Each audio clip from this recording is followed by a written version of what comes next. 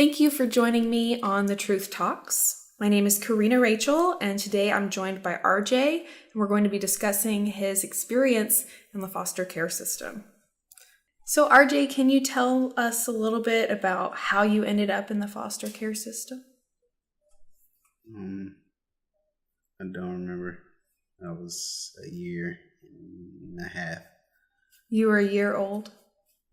Okay, so no, you don't have very many memories of the system. How long were you in foster care? For 18 years. Wow, so pretty much your whole life. So how many different homes were you in during that time? Like 26. Wow. And was that mostly like facilities or group homes, families? Like, I think 3 foster homes, and the rest were like shelters and temporary placements. Mm-hmm. So, would you say you had an overall good experience, bad experience? What was your experience like? The experience was bad mentally, I guess, because moving around so many times, you meet hundreds of people, but you never get to know them.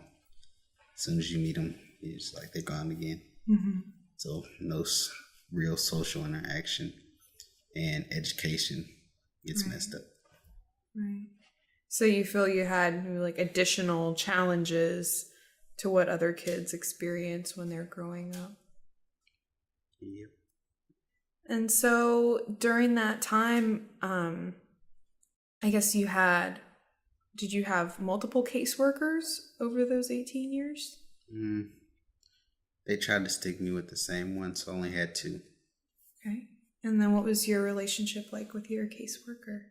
I met them, the first one when I was 6, and she stayed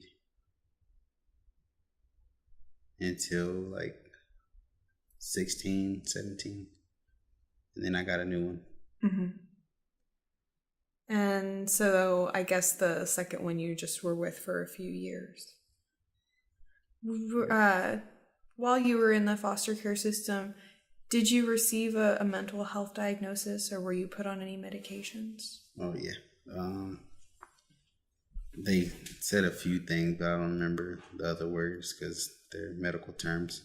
But bipolar, ADHD, and ADD, attention deficit disorder, and attention hyperdeficit disorder. And how many medications did they put you on? Was there just one, or? I think I had, for the most part, 4. Okay. And did they make you feel better? Better, but in a weird way, because instead of like me being active or whatever, I was like a zombie, like right. Didn't talk or really do anything. Mm-hmm. So, the other kids that you were surrounded by, did it seem that a lot of them were on medications, or? Some of them more than me, 8 to 12 meds. Some of them had a lot. Wow. And then did it seem like most of the kids were medicated, or just some of them? Most of them. Probably all of them that I was with. Wow. And then, what kind of things did you see? Did the other kids act out in the homes that you were living in? Yeah, for the most part. They always got sent off, though, to different places, facilities, and what they call, I think, an RTC.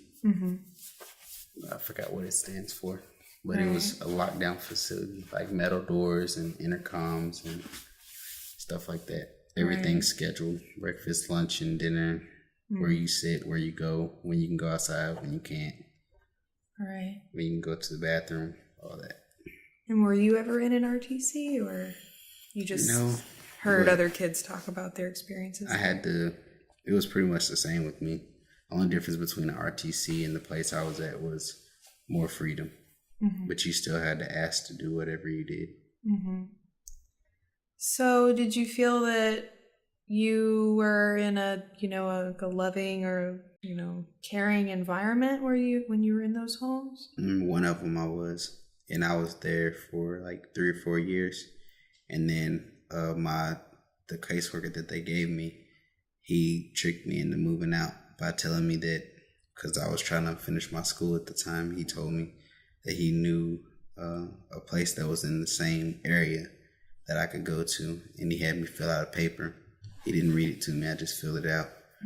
And then they moved me right then. They say, well, go get your stuff, and we're gonna, well, no, they said, leave your stuff, just come with us, and then we'll bring you back later. Never brought me back. I went to the CPS office. There were people sleeping in there. And then they moved me to a shelter. And I called my foster mom at the time, and she said she didn't know anything about it. And when she went back to the house, they had already went there and took my stuff. Oh, wow. And how did you feel about that? I was mad at first. And then after I started moving, I moved like maybe 8 or 9 shelters. Then I went into a different foster home that I stayed in for 2 years. And every time after that, I wasn't in any place longer than a month, maybe 3 weeks tops. Wow. Just moved up until the time I was about to age out. The last place I was at, I was there for a year. Okay. Why do you think they moved you around so much? Just because, I don't know. They never told me. But it wasn't because you were asking to be moved or anything? I didn't ask to be moved from nowhere I was at. It's just after a certain amount of time, they'd come and pick me up and move me somewhere else. Right. So, are you still taking medications now, those medications they prescribed? And can you talk a little bit about what happened when you aged out of the foster care system, what you did? After I aged out, I actually moved back I moved to Houston for a little bit, but then I had some family in Lubbock, so I moved there and stayed there for 4 years. But after they took me out of off the medication that I wasn't supposed to have in the first place, because in the beginning I was making like straight A's, and then my grades started going down worse and worse. What they did, they gave me the medication, my grades stayed the same, and as soon as they waited, I was on it for probably from first grade all the way up to like 3rd grade. Then they took me off of them, and then all this stuff started going down. Like my grades went down, the length that I could pay attention, all that went down. So it was pretty much the same effect. The last 2 or 3 years that I was in the system, they had me on medication and they took me off of it. And then like I wasn't able to keep a job at first. I went through a whole bunch of jobs. Right. Over 15. Wow. So how did you find Angel Reach? Research. I Googled it actually. Yeah. And I had a sister that was here prior to that. So, I just researched a little bit to find out a little bit about them. And then I ended up moving there. And what has your experience been like at Angel Reach? It's been good. It's what you make of it, really. There's no problems as long as you take care of what you're supposed to take care of. Right. So do you feel like it's giving you, a new opportunity? Yeah, it's pretty good. I got enrolled in college, and while I was in the system, since I was moved so much, I wasn't able to complete high school. I had to repeat all the grades at least 2 or 3 times. Oh my gosh. Every one of them, 9th, 10th, 11th, 12th, because some schools I went to, they would put me in the grade I said I was. Other schools, they'd make me go all the way back to 9th. And some schools, like, it varied. Like, they'll start me off where I was, and then depending on what I needed help on, they'd move me into a different type of class or whatever. Oh, wow. Mix them up sometimes. Wow. So now you're with Angel Reach, I guess you were able to finally get all your diploma stuff worked out. I'm in college now. Okay, I'm what are going to you get studying? Yeah, I'm going to get my CNC in computer numerical control, where you're supposed to program a machine to manufacture parts for other machines. Cool. So, and Sounds then after high-tech. that, next August, I'll be in school for chemical engineering. Wow. Good for you. That's wonderful. So if there was something that you could say to other kids who are in the foster care system, to the foster care youth of America, what would you want to tell them? I don't know. I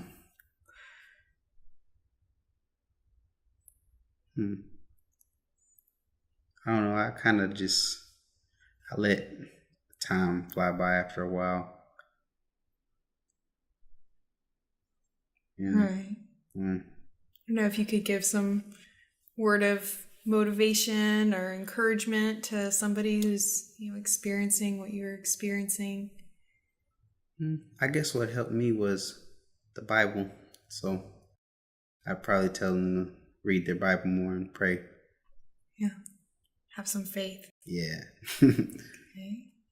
And if you could sit down with the directors of CPS or the directors of the foster care system and give them a piece of your mind, what would you want to tell them? What do you think that they need to know so they could improve the system for future generations? I would say it'd be better if people could stay in one spot while they're going through the foster care system, if possible.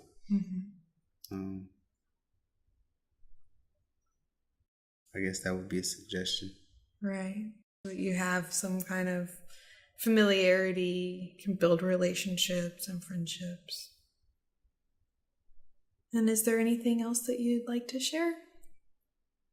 All right. Well, thank you so much for joining me today and for sharing your story. I wish you the very best. Thank you. Thank you so much for watching. I hope that you'll subscribe and check out the other videos on our channel. Please leave your comments, your thoughts, questions, and topic requests below. Thank you so much for watching and have a beautiful day.